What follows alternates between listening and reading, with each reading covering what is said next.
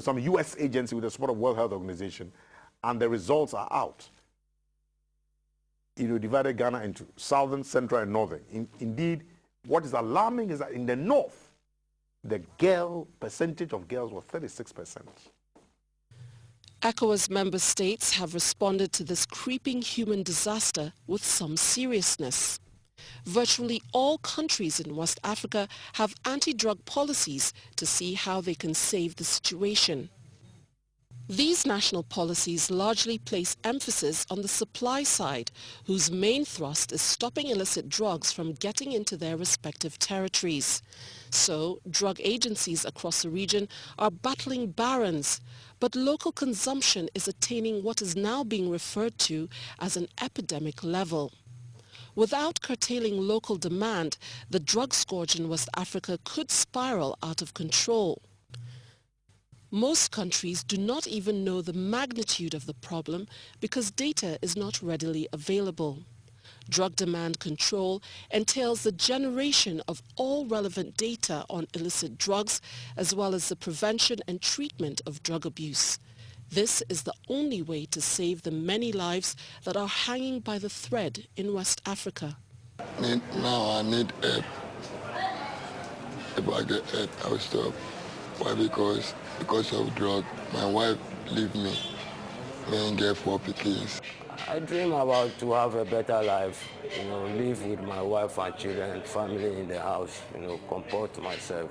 You see, but because of the drug, I found it very difficult because I've not stopped.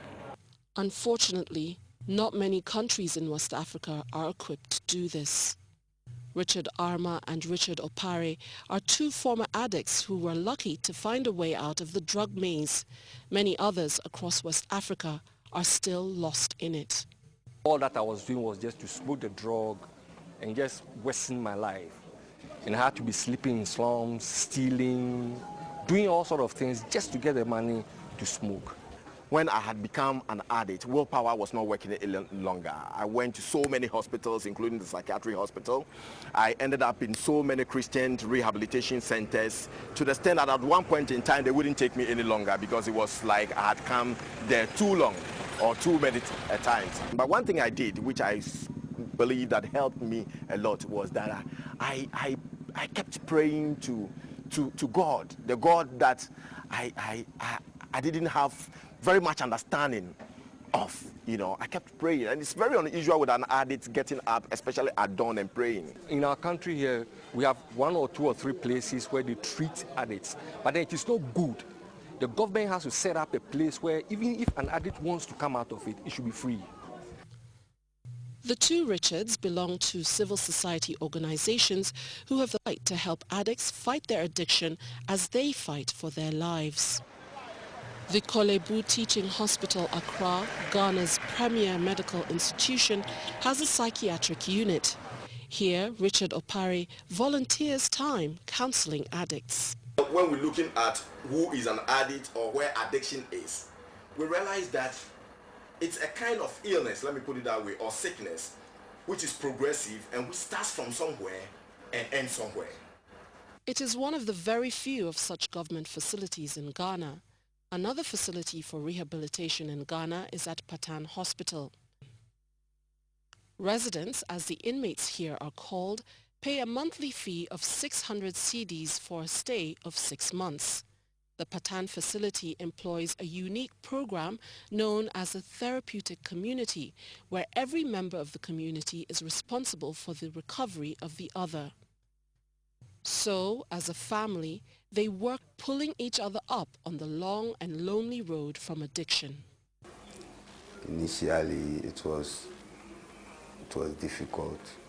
It wasn't easy for me here because I came here as a full-blown addict. We do not use drug in treating addiction. So what we do is that exercise is part, so that as you work out your body, the excess of the drugs in your tissues could wear off by themselves naturally. So far, we started this program on the 9th of September 2009. I think we're almost 2 years gone, and the success rate has been great. At the community center Granja San Felipe in Cape Verde, a similar approach has been adopted for the treatment and rehabilitation of drug addicts. There is, however, one fundamental difference. The gates here are not locked, so the inmates know it is a matter of choice. Since the center opened in 2005, none has escaped, and over 60% of those that left here after the 9-month program have stayed clean. This house have a good name in Sal Island because I have many people, friends of me. I used to use drugs with them together, and they used to use more drugs than me, and right now they have 3 years, 4 years clean. They have the job right now, they have the family, the car, everything, so that's why I see in my friends what they used to what they used to be before and what they are right now. That's why I'm here right now.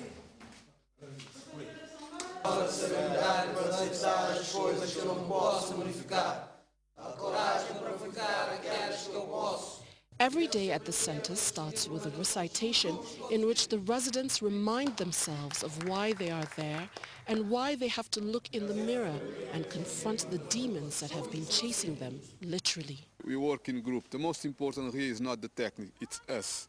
And all of us want to help together, each other. And me, I understand you, what is your problem, and I try to help you. I try to help you to tell you the better. And the techniques, the psychologists help us so much.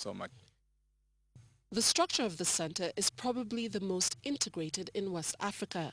There are standard group therapy sessions where inmates work together with in-house specialists, and sometimes former inmates return to support them. There is also something else. The inmates, as part of their preoccupation, cultivate banana plantations. The harvests are processed by them into products such as chocolates at an in-house facility managed by a reformed addict. The products, which they proudly show off, are sold and proceeds retained to fund the center. The inmates also produce artworks and other creative pieces which are also marketed for revenue. Será que se Granja que abriu na 2005? Sometimes I question myself, if in 2005 the center was not open, would I be alive and well today? Would my children be as happy and living a peaceful life as they do today? I have to recognize the value and success of this center.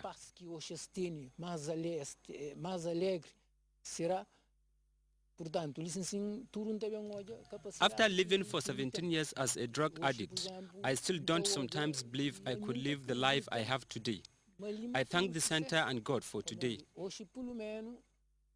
This is good news for a country that is paying attention to the uphill task of surmounting the drug scourge.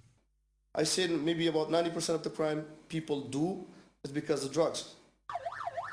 As a result, at the central prison in Friere, much attention is given to the sensitization of inmates. This is one of those sessions, and Dr. Venusa Pereira, employing an interactive approach, has gained the confidence of the young inmates. This approach has worked so well that it has positively affected the number of released prisoners who return to the prison. 2 years ago, we used to have a lot of prisoners to come back. You know, they get out of the jail and they go to their house, they start doing drugs again, they come back. But from 2 years from now, we only have 1 prisoner. And I've seen maybe 100 people left the jail, but I see 1 in 2 years who came back to jail. Cape Verde, a country of rolling hills and pristine beauty, knows that it has to roll over the hill of drugs, which has cast a blight on its beauty. So, with the help of some international agencies, sensitization is an intense national project involving youths and even educational institutions.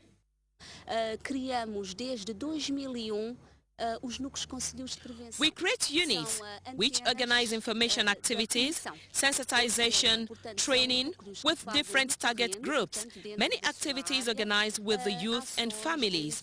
The need to work with the families has been one of our priorities, and they also work with other groups considered risk groups. Other than that, other activities have been organized, such as radio programs, television programs, all information and training programs for the